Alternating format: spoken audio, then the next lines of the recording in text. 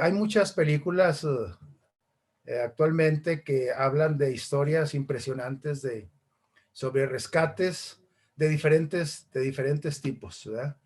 Por aquí, hoy vamos a, hoy vamos a platicar sobre rescates. Y quiero preguntarles primero si se ve se ve la imagen, ve la pantalla. Sí, sí se ve. Alguien que me... Sí se ve, ok. Vamos a hablar, el título de este tema se llama El Gran Rescate. Y bueno, eh, les decía que a cuánto les gustan las historias de rescate. Aquí tenemos algunas imágenes donde tenemos diferentes tipos de rescate, en este caso de parte de la Cruz Roja, ¿verdad? Ahí tenemos rescate de tipo aéreo, ¿sí? En la primera imagen a su izquierda. Algo difícil.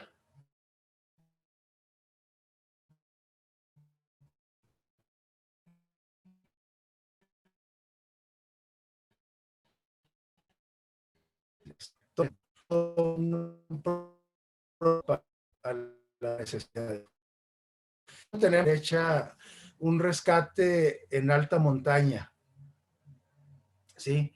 Y luego abajo tenemos rescate acuático, ¿verdad? Tenemos aquí tres tipos de rescates. Ahí me faltó uno, el rescate como el acuático, pero sobre carretera, sobre terreno firme. Cuando los vehículos, las personas quedan prensadas en vehículos en accidentes carreteros, ¿verdad? O en las ciudades, dependiendo de la magnitud del, este, del impacto, ¿verdad? Y bueno, aquí quise mencionar yo un rescate muy especial para muchos de nosotros, eh, principalmente para la iglesia aquí en Durango, un rescate que se llevó a cabo el 16 de noviembre del 2001, ya hace bastantes años.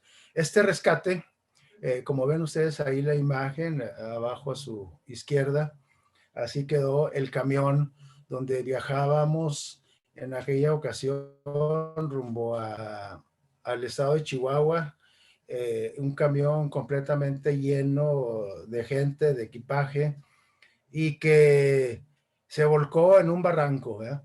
Y bueno, aquí también hubo, gracias a Dios, hubo un rescate pues eficaz, primeramente por nosotros mismos, los que íbamos ahí en ese viaje, pues tuvimos que hacernos cargo del rescate, los que estábamos en mejor condición, y sacar a todos los hermanos, compañeros, familiares también que iban en ese camión.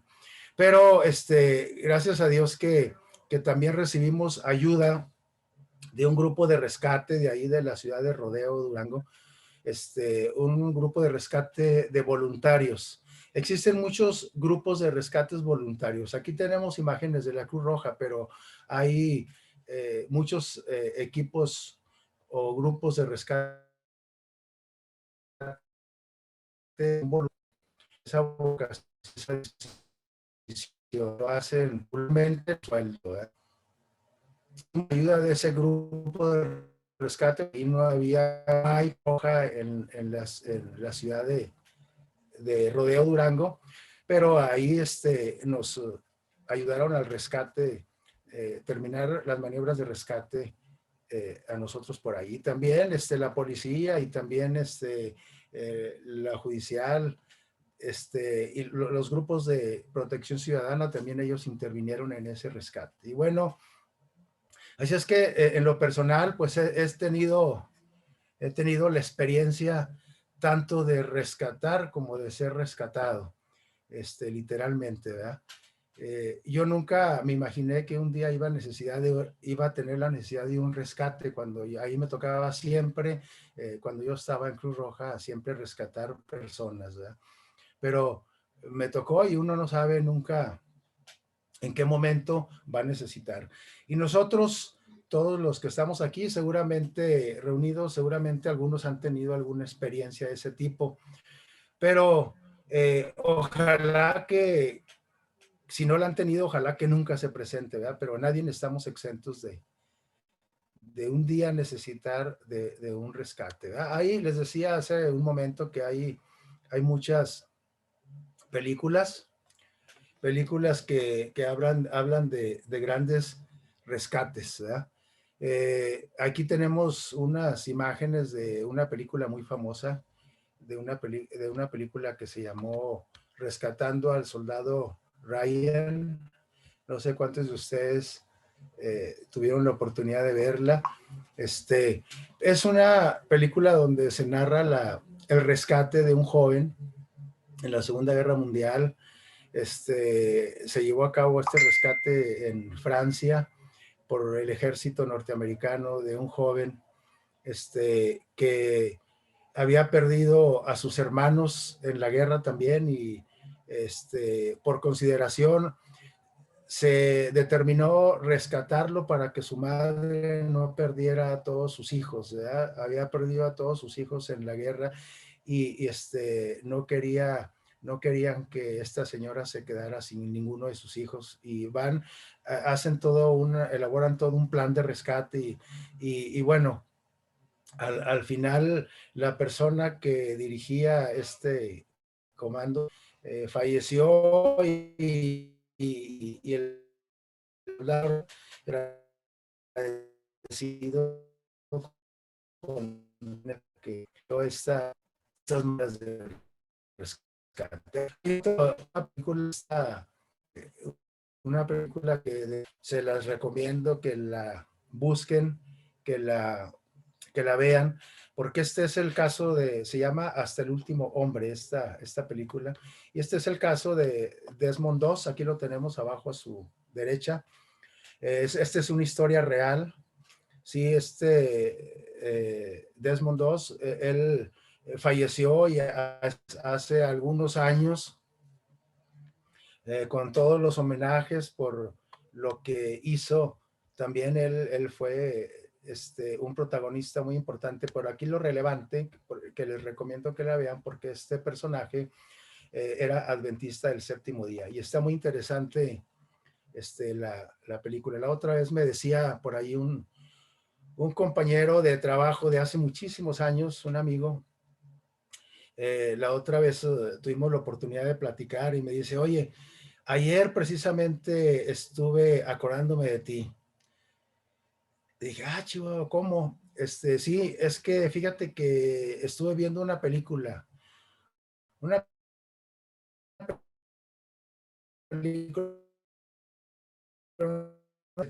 este, no me hace que la película, ¿cuál sería? Era un soldado norteamericano que no quería trabajar los sábados y decía que era adventista y que no quería tomar las armas en la guerra, y que él sí iba a participar en la guerra, iba a participar como paramédico.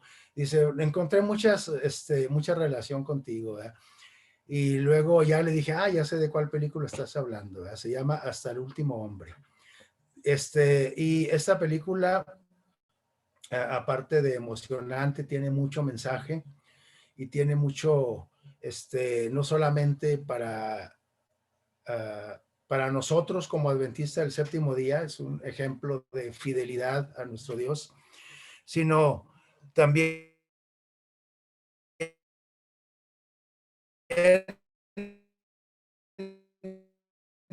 para forma, no sé, eh, eh,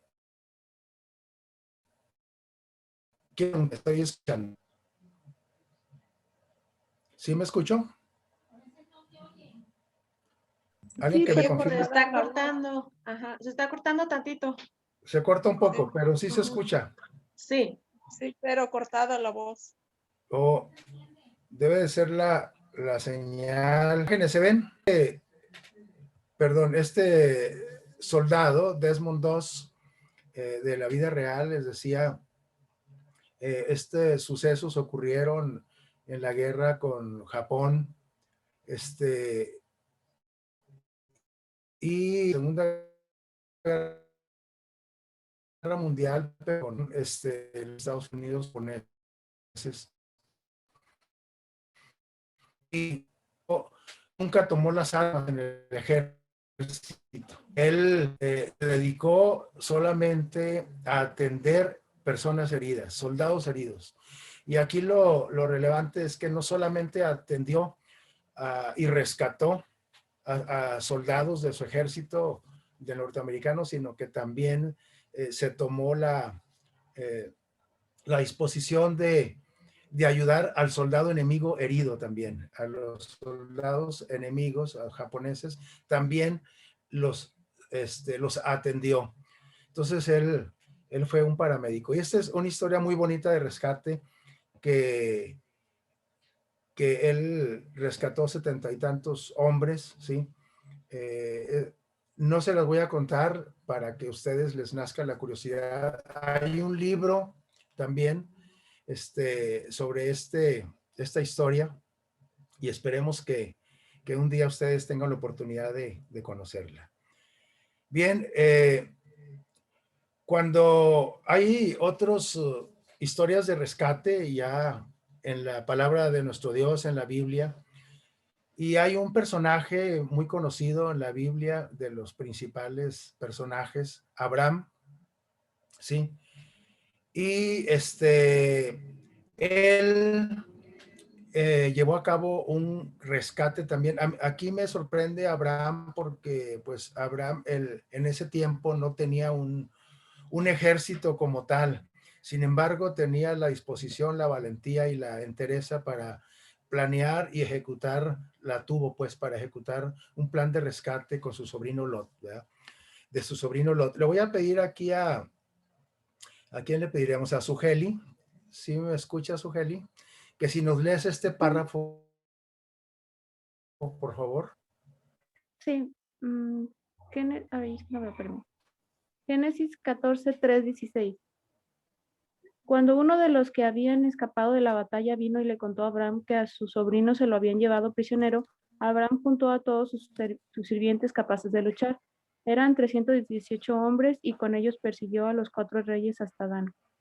Al caer la noche, Abraham dividió a sus hombres y atacó por sorpresa a los 4 reyes. Los derrotó y los persiguió hasta Oba, ciudad que está al norte de Damasco. Así liberó a Lot, a las mujeres y a su gente y recuperó todas las riquezas y pertenencias de su sobrino.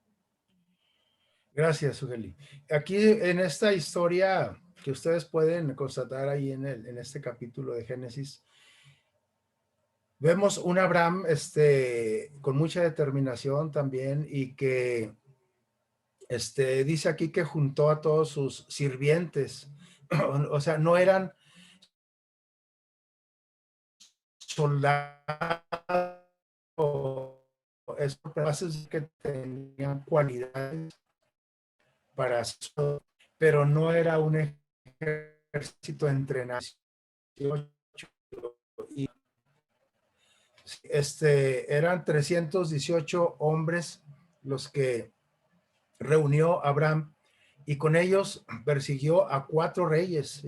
Es decir que sin duda que Dios estaba dirigiendo esta maniobra de rescate, ¿verdad? De su sobrino Lot, que había sido secuestrado, había sido hecho prisionero. Y sin duda que Dios siempre está también en todas las maniobras de rescate, ¿sí? En estas que acabamos nosotros de ver, a Desmond II, Dios lo dirigió para que hiciera esa grande hazaña.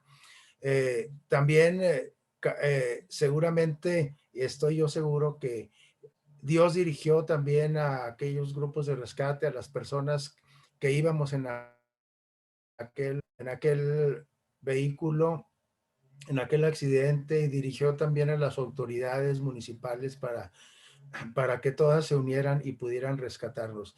Y también estoy seguro que dirige a aquellos grupos de rescate, dirige a los elementos de la Cruz Roja cuando alguien está en una necesidad extrema. Es Dios el que mueve a las personas, es Dios el que mueve y dirige estas situaciones.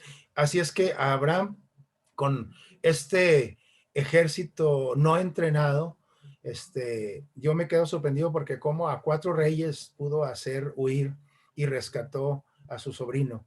Y todavía dice que no nada más lo derrotó, sino que los persiguió, ¿verdad? Hasta Damasco, dice.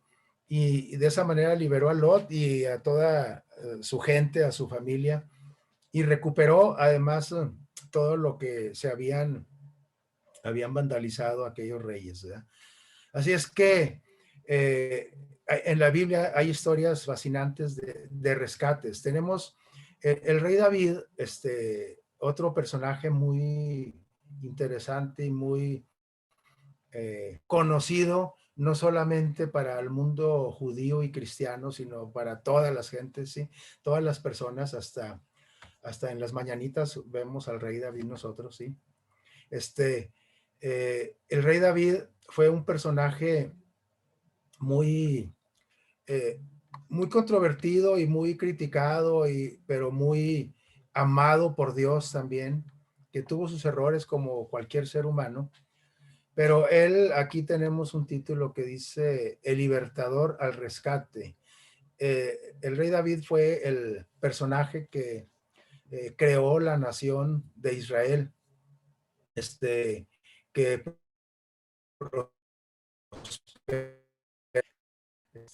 para acción. El rey tuvo muchas historias de rescate. El rey David tuvo muchas historias de rescate. Les decía, por ejemplo, una vez rescató por ahí en la ciudad de Keila a los habitantes de esa ciudad, pero en este caso lo que quiero mencionarles un rescate que él llevó a cabo. Este relato se encuentra por ahí en 1 Samuel capítulo 30 y ahí nos narra la historia de un rescate que se llevó a cabo muy interesante, ¿verdad? Esto ocurrió en la ciudad de Siglag. Sí, el David y su gente, él traía 600 hombres antes de proclamarse como rey. Aún todavía no era rey. Él estaba siendo realmente perseguido por el rey actual, que era el rey Saúl, ¿recuerdan? El rey Saúl, persiguió mucho a David, le quería quitar la vida. Y David, huyendo de él logró reunir por ahí un ejército. Estos sí que eran soldados escogidos, ¿sí?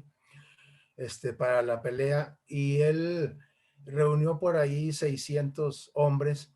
Y él andaba en otros asuntos cuando dejaron a todos los niños y las mujeres de los soldados y la familia de David. Las dejaron por ahí en algún lugar, como se ve aquí en la imagen, y se los llevaron, los saquearon, llevaron todas las posesiones, se llevaron a todas las personas, no los mataron, no hicieron, no quitaron la vida a nadie, pero se llevaron a todas las personas, ¿verdad? Y entonces, por ahí, David, cuando llegan al lugar donde habían dejado a toda su familia, dice por ahí la palabra de Dios en el 30 de Primera de Samuel, que David le pidió, primeramente lloraron y se lamentaron esta pérdida, ¿sí? Estaban de luto y no sabían qué había pasado, ¿sí? Pero David consultó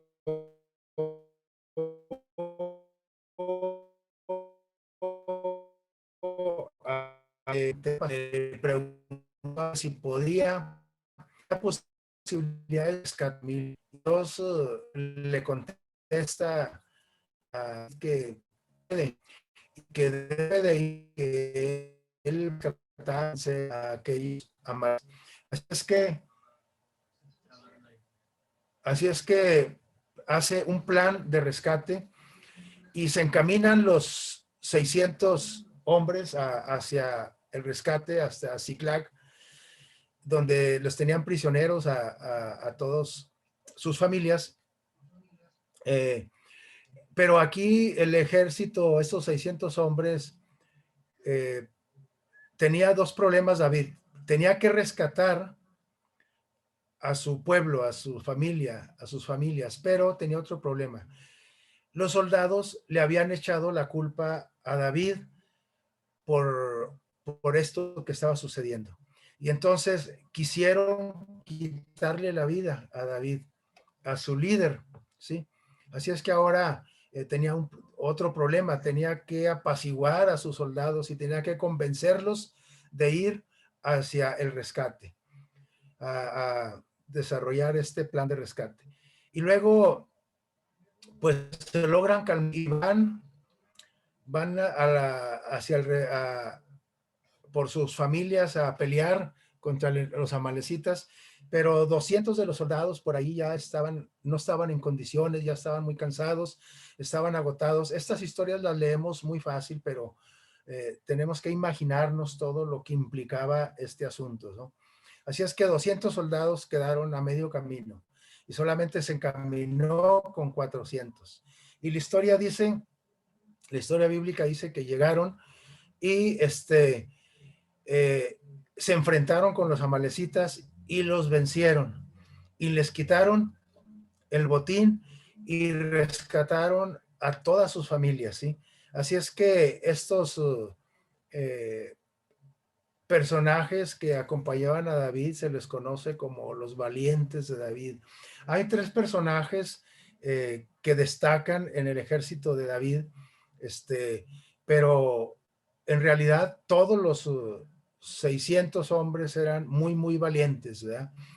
Y para llevar a cabo un rescate de esta magnitud se necesita mucha valentía, muchísima valentía, como la tuvo Abraham, como la tienen los paramédicos, como la tienen los equipos de rescate que se enfrentan a dificultades y que exponen sus vidas, ¿sí?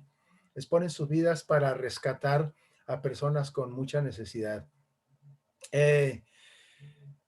Ojalá que las historias de rescate que hemos visto hasta ahorita nos hayan gustado, impresionado, pero sobre todo hay una historia de rescate que vamos a mencionar más adelantito después de este relato que tengo aquí en esta diapositiva.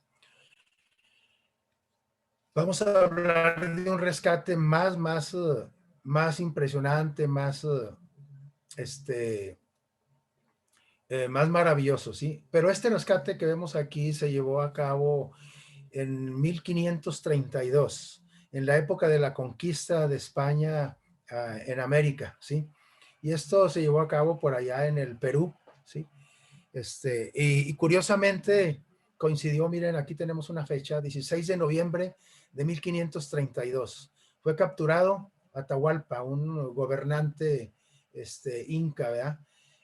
Fue el último gobernante inca, dice que Francisco Pizarro capturó, sí, lo secuestró, ¿verdad? Y 16 de noviembre de 1532, y esta fecha por aquí la tenemos también, 16 de noviembre, pero del 2001, ¿verdad? O sea, fue una coincidencia, ¿verdad? De estos dos tipos de rescate. Pero en este rescate, sí, donde capturaron a este gobernante inca, se llevó a cabo el rescate más caro de la historia. Nosotros vemos en la actualidad historias de rescate cuando los malos, las bandas de secuestradores se llevan personajes que tienen posesiones, que tienen dinero, y a veces se llevan a gente hasta por 2,000 pesos, ¿no? Los secuestran. Estamos viviendo épocas muy difíciles, pero siempre ha habido secuestros, siempre ha habido esclavitud, siempre ha habido necesidad de rescatar a personas que se les ha quitado la libertad. Y en este caso, se ofrece un rescate a Francisco Pizarro, a este general español. Miren las cantidades, por eso se conoce como el rescate más caro de la historia. Se le ofreció una sala llena hasta la mitad de su altura y estaba alta, muy alta, ¿sí?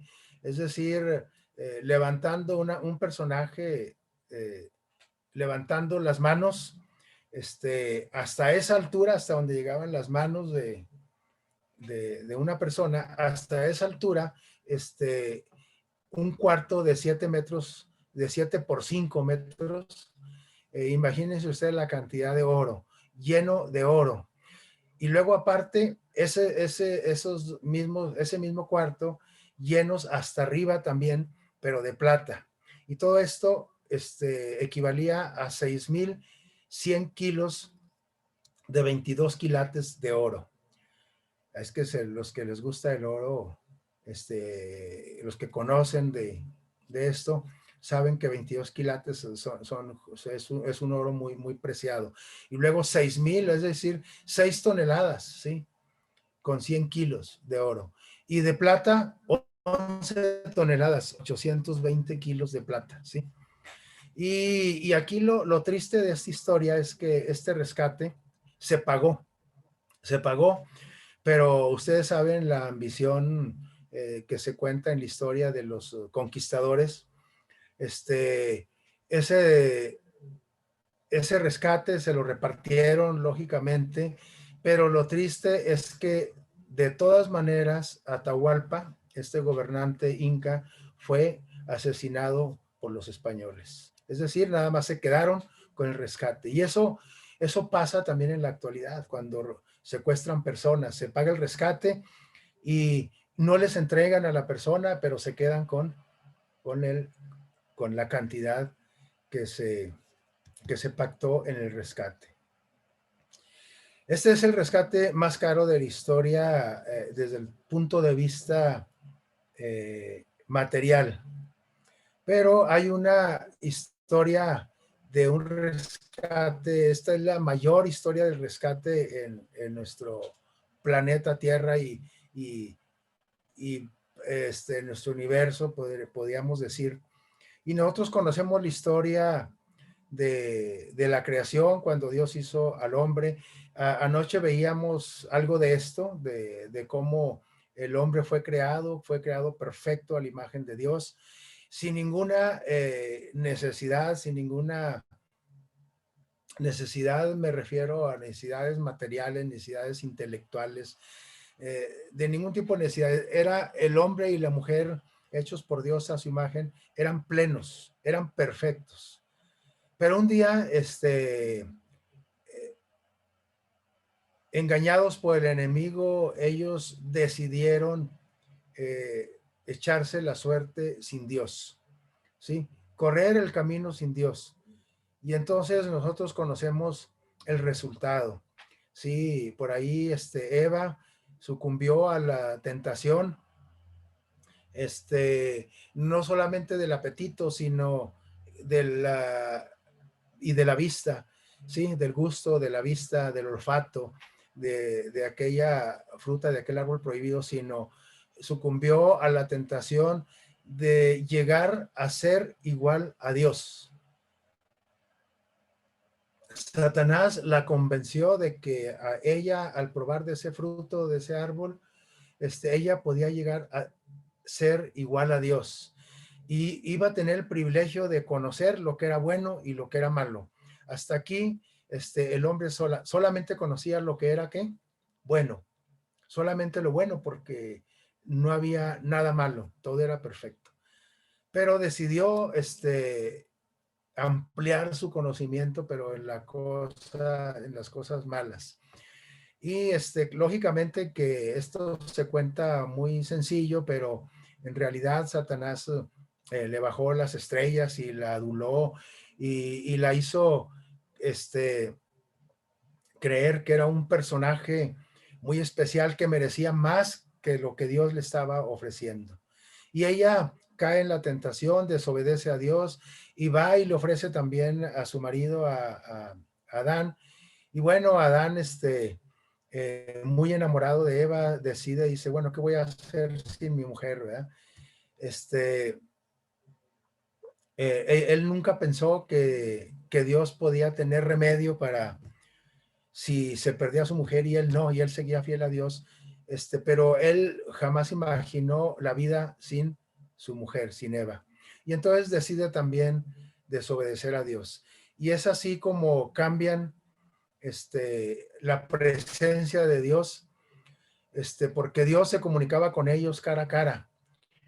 Y él iba al Edén y cada sábado tenían la escuela sabática, tenían el sermón, tenían los relatos que Dios tenía para ellos, pero ellos decidieron echarlo por tierra todo esto. Y como resultado, ellos fueron expulsados del paraíso. Y de ahí en adelante, la humanidad, ¿qué pasó con la humanidad? De ahí en adelante, ahora sí que conocieron lo malo, querían conocer lo malo, ¿sí? Conocerás el bien y el mal, le dijo claramente Satanás. En ese sentido no los engañó, les dijo la verdad. Vas a conocer no solamente lo bueno, vas a conocer también el mal.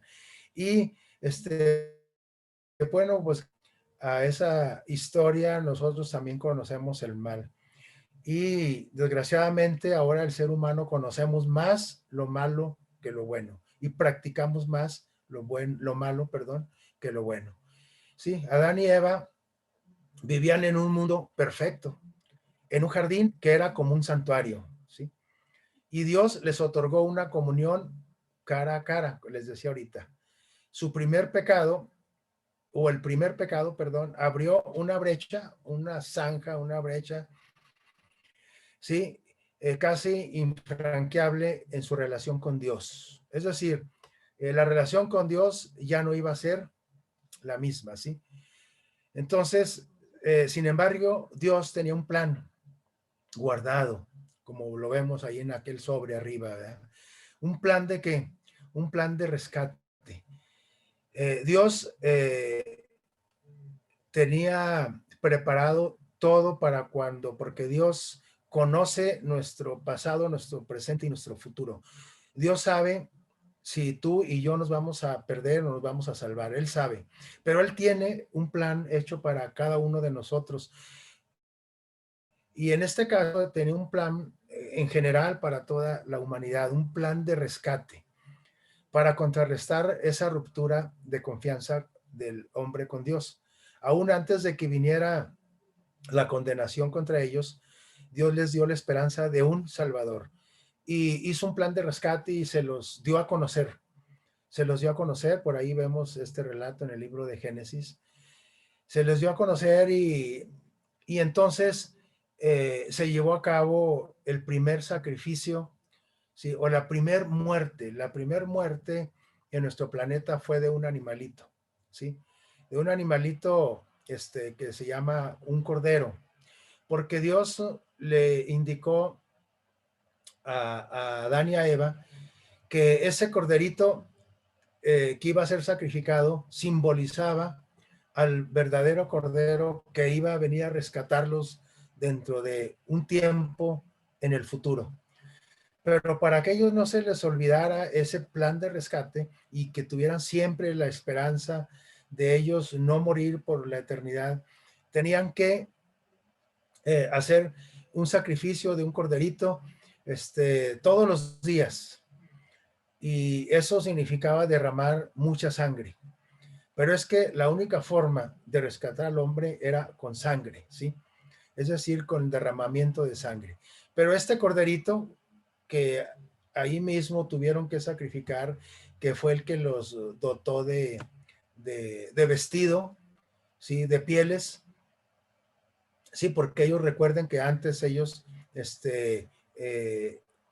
no conocían, no se daban cuenta de su desnudez porque no conocían el morbo, ¿sí? No había ninguna cosa mala.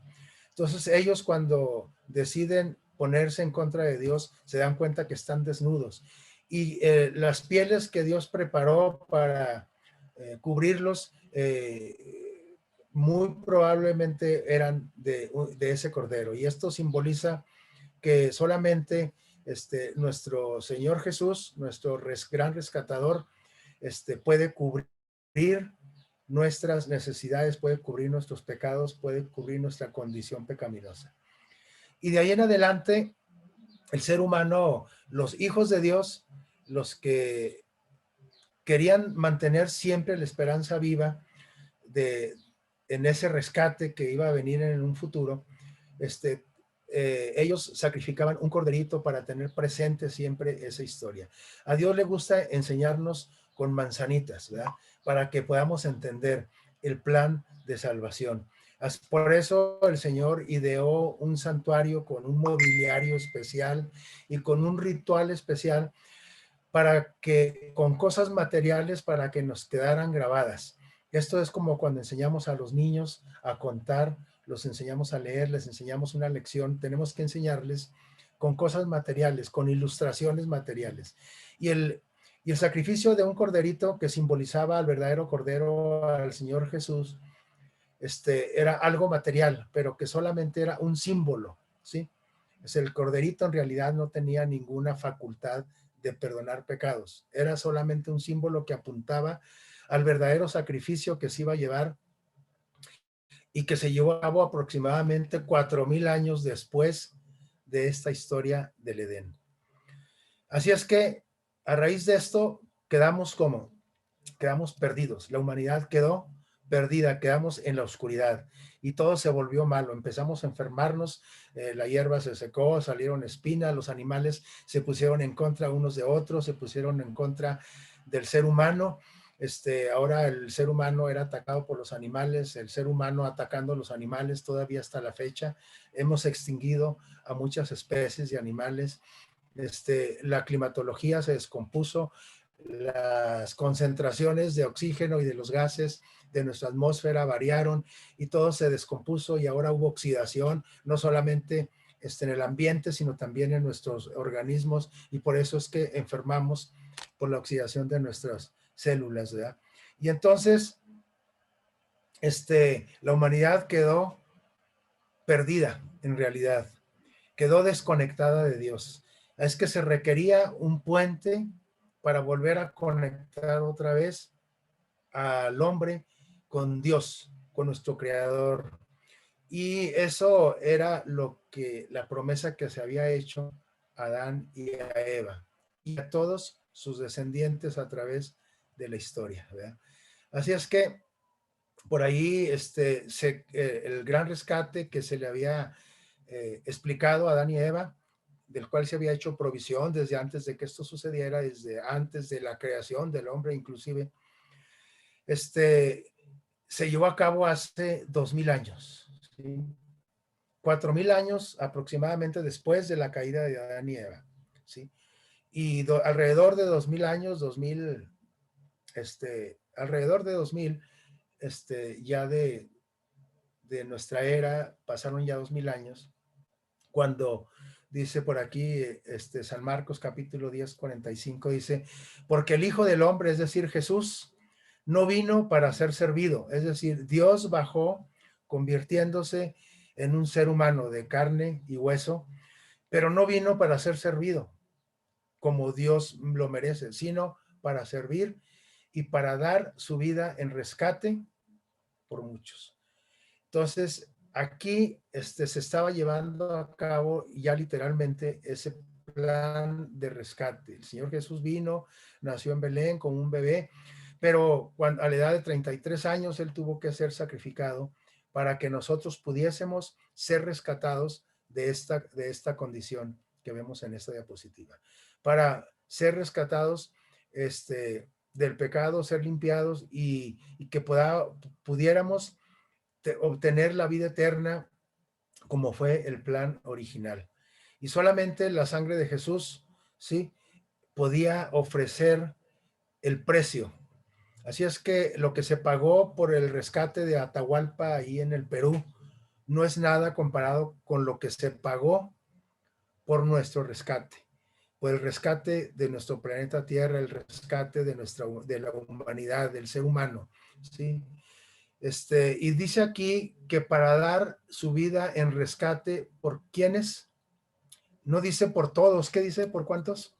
Dice por muchos. ¿Por qué dice por muchos? Porque el plan de rescate, ahí está, se llevó a cabo, pero tú y yo tenemos que decidir si lo aceptamos o no. Es decir,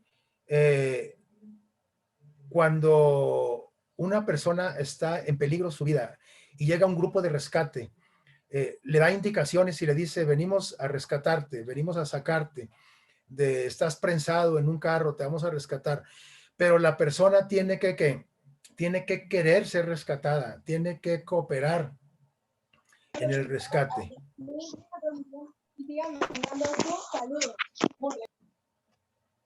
Tiene que dejarse rescatar, ¿sí?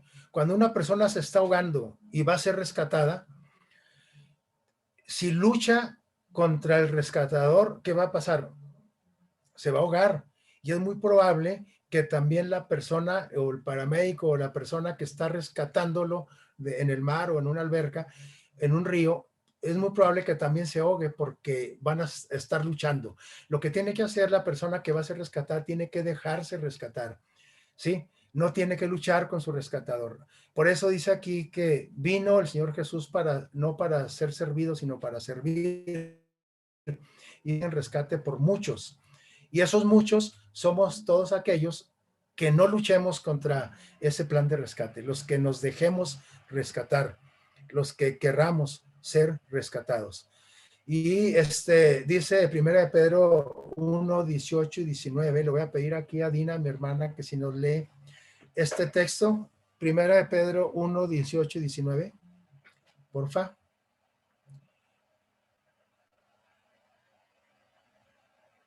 Aquí está también en la diapositiva, ¿eh?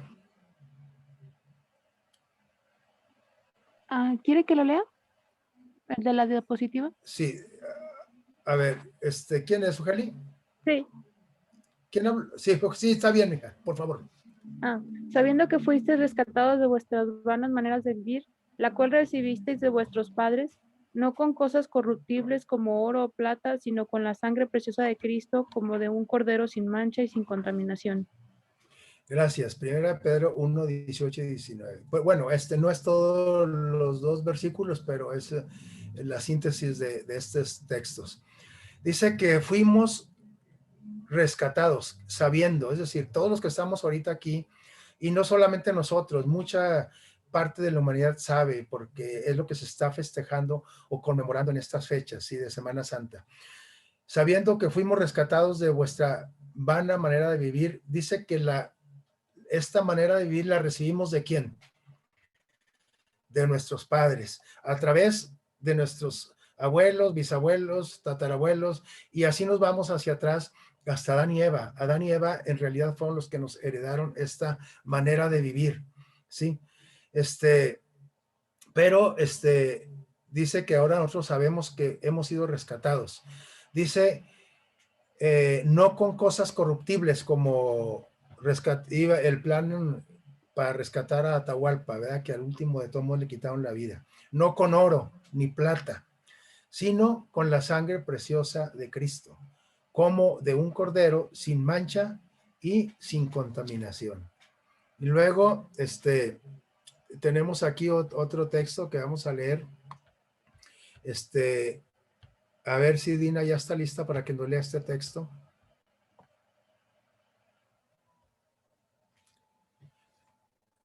Activa tu micrófono.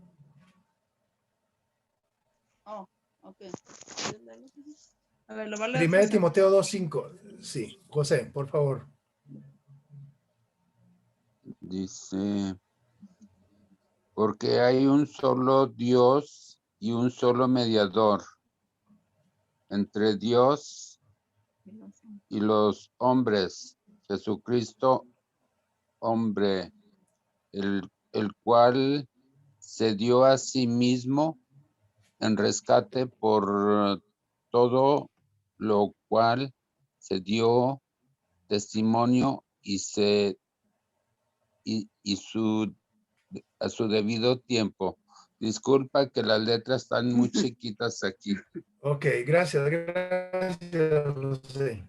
Muy bien, dice porque hay un solo Dios, el creador, el que hizo a Adán y Eva allá en el Edén. Y dice, pero después de la caída tuvo que haber un mediador, ¿sí? Porque se perdió la comunicación como era en un principio entre el hombre y Dios. Dice, y ahora hay un solo mediador entre Dios y los hombres, un solo puente, ¿sí? ¿Y quién es? Dice Jesucristo, hombre. Él vino y se hizo hombre, el cual se dio a sí mismo en rescate. Él fue el rescate, ¿sí? Por todos, de lo cual se dio testimonio a su debido tiempo. Es decir, recuerden que desde este entonces se le dio a conocer el plan a Adán y Eva, pero a su debido tiempo, llegado el tiempo, dice que se dio el testimonio de este rescate. Se llevó a cabo este plan de rescate a su debido tiempo. Y esto ocurrió hace alrededor aproximadamente de 2000 años, ¿sí? Estamos en el 2021 y el plan de rescate se llevó a cabo. Ahora solamente falta que nosotros lo aceptemos y cada uno de nosotros que nos dejemos rescatar por la sangre de Jesús, vamos a volver a tener la vida eterna que se planeó en un principio. Y eso es a lo que va a venir el Señor Jesús por segunda vez. La primera vez vino a rescatarnos, vino a rescatar a la humanidad en forma humana, ¿sí? Pero el Señor Jesús viene pronto por sus hijos, por todos aquellos que se dejaron rescatar. Así es que ojalá que cada uno de nosotros, de los que estamos ahorita aquí, y de nuestros amigos, de nuestras familias, tomemos esa determinación o aceptemos el plan de rescate, ¿sí? ¿Y qué tengo que hacer? Solamente creerlo, tengo que aceptarlo. Hoy que estamos en Semana Santa,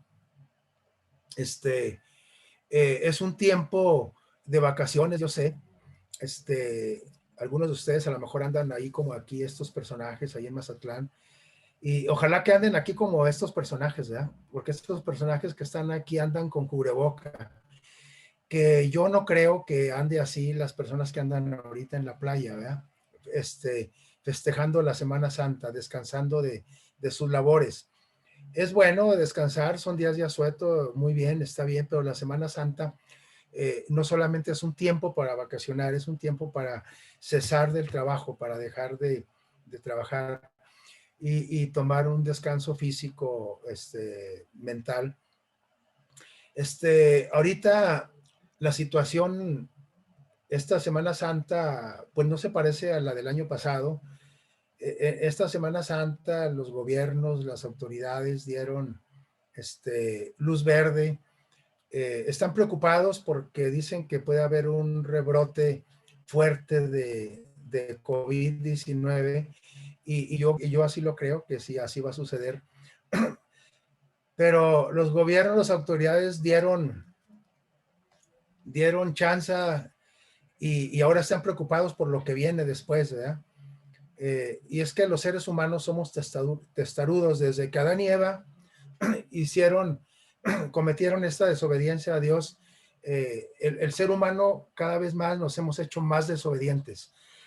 Perdón, nos hemos degradado cada vez más y cada vez nos gusta ponernos en contra de las leyes, en contra de las cosas buenas, y nos gusta desobedecer, nos gusta retar hasta la muerte, ¿verdad?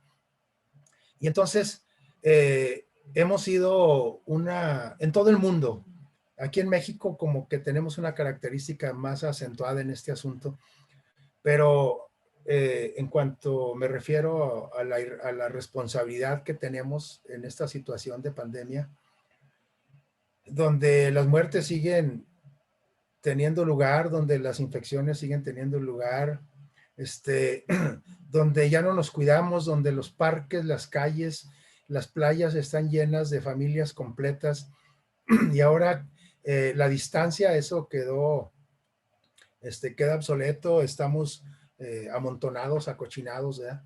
Y sin cubrebocas, con mucha falta de responsabilidad. Si tú no tienes miedo a infectarte, muy bien, pero no infectes a los demás. Sí, si tú no le tienes miedo a infectarte, no le tienes miedo a la muerte, bueno, la demás gente sí le tiene miedo y se quiere cuidar, respétalos. Tienes que ponerte tu cubreboca. Y saben, ahorita aprovecho para hacer un llamado a la iglesia también, porque desgraciadamente lo que hacemos fuera de la iglesia lo llevamos también a la iglesia. Y regularmente en las personas cristianas también están retando a la muerte, también están retando a los gobiernos, están retando a Dios, ¿sí? Cuando llegamos a perder un ser querido, estamos llorando, un amigo, cuando estamos enfermos, estamos reclamándole a Dios que por qué, pues es por esto, porque desde Adán y Eva, desde que fuimos desobedientes, nos gusta contradecir a la autoridad, nos gusta contradecir a Dios y si Dios nos está dando la oportunidad hasta ahorita de estar vivos, de estar sanos, vamos a agradecerle cuidándonos. Y no solamente vamos a cuidarnos nosotros, vamos a cuidar a los demás, cuida a tu familia, cuida a la gente que tienes, a los que quieres. ¿Sí? Si ya estás vacunado, no quiere decir que no te vas a infectar, te vas a infectar y vas a contaminar a los demás, aunque tengan las 2 vacunas o 3 o 4. Si no importa, tú te vas a infectar y vas a infectar a los demás, tienes que cuidarte. Así es que esto lo menciono porque algunas iglesias están presionando también a las autoridades de las iglesias para reunirse ya, para hacer todo normal, y no es así. Pues bueno, pero este es un punto de vista mío, se los dejo a su criterio, pero que sí, que nuestro criterio siempre esté basado en lo que Dios quiere para nosotros, ¿verdad? La Semana Santa sí es para divertirse también, es para vacacionar, pero sobre todo, nosotros los cristianos tenemos que enseñarle a la gente que no conoce de Dios que estos son tiempos para reflexionar, ¿sí? El tiempo de Semana Santa es un tiempo para reflexionar. Miren esta cita, ojalá que se queden con esta cita. Si no se la aprenden de memoria, tómenle una captura de pantalla, tómenle una foto o apunten la cita. Está en el libro Deseado de todas las gentes, página 63. Dice, sería bueno que cada día dedicásemos 1 hora de reflexión a la contemplación de la vida de Cristo. ¿Cuánto? 1 hora al día. Si se les hace mucho, bueno, 59 minutos, está bien, ¿sí? Con 60 segundos. Sí, para reflexionar en la contemplación de la vida de Cristo. Dice, deberíamos tomarla punto por punto, ¿sí? Y dejar que la imaginación se posesione de cada escena. De la vida de Cristo, desde que nació el Señor Jesús. Ahí tenemos los relatos en este libro, los tenemos en los evangelios, en la Biblia. Pero tenemos que dejar que la imaginación se posesione de las escenas, dice. Especialmente de cuáles escenas. De las escenas finales de la vida de Cristo. Es decir, cuando se llevó a cabo este plan de rescate. Y mientras nos espaciamos así, en su gran sacrificio por nosotros, ¿qué dice? Nuestra confianza en Él será constante y se reavivará nuestro amor y quedaremos más de su espíritu. Y quiero subrayar esto. Nuestra confianza en Él será ¿qué? Constante. Y lo subrayo por lo siguiente, porque siempre a veces nos preguntamos, ¿y cómo desarrollo más fe? ¿Cómo desarrollo más confianza en Dios? ¿Por qué estoy tan asustado en tiempo de pandemia? ¿Por qué cuando me enfermo? ¿Por qué ante los crímenes que se ven? ¿Por qué ante la situación de inseguridad? ¿Por qué ante las catástrofes sobrenaturales? ¿Por qué estoy tan desconfiado y tan asustado y tan paniqueado? Porque no tengo confianza en Dios. Cuando mi confianza en Dios es plena, sí, sí voy a tener temor, pero no pánico, ¿sí?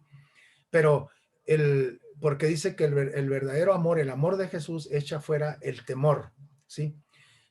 Y yo para desarrollar esa confianza, para que mi confianza sea constante, para que no en Semana Santa tenga mucha confianza y luego ya entra el mes de mayo y junio y ya para abril o para mayo ya no tengo confianza, ¿sí? Como decía la canción. Así es que nuestra confianza se va a desarrollar en la medida que yo medite y reflexione en la vida de Cristo, ¿sí? De nuestro rescatador, pero sobre todo en cada una de las escenas, pero sobre todo en las escenas finales de su vida, ¿sí? Y eso va a reavivar también nuestro amor. Acuérdense que el amor que tenemos nosotros, el amor por Jesús, no es el mismo que cuando nos bautizamos. Cuando nos bautizamos, iniciamos el camino con Jesús, era una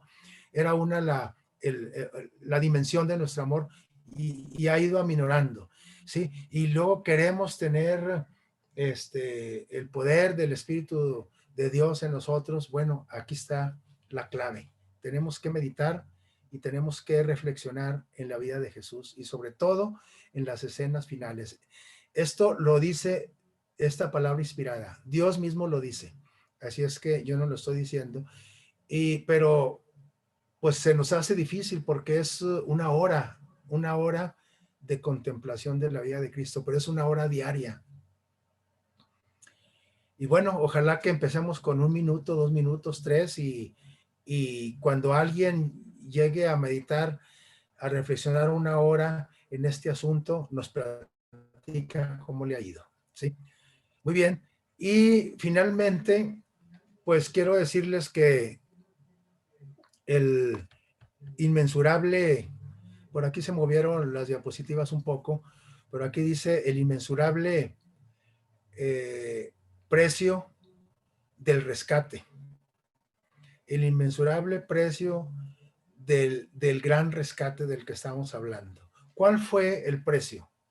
Dice que no fue cosa material, fue la sangre ¿de quién?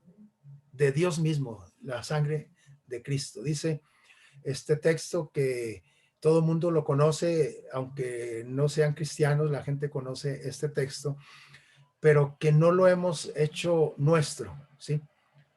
Para que el rescate de nosotros sea efectivo, tenemos que hacer nuestro pasaje, ¿sí?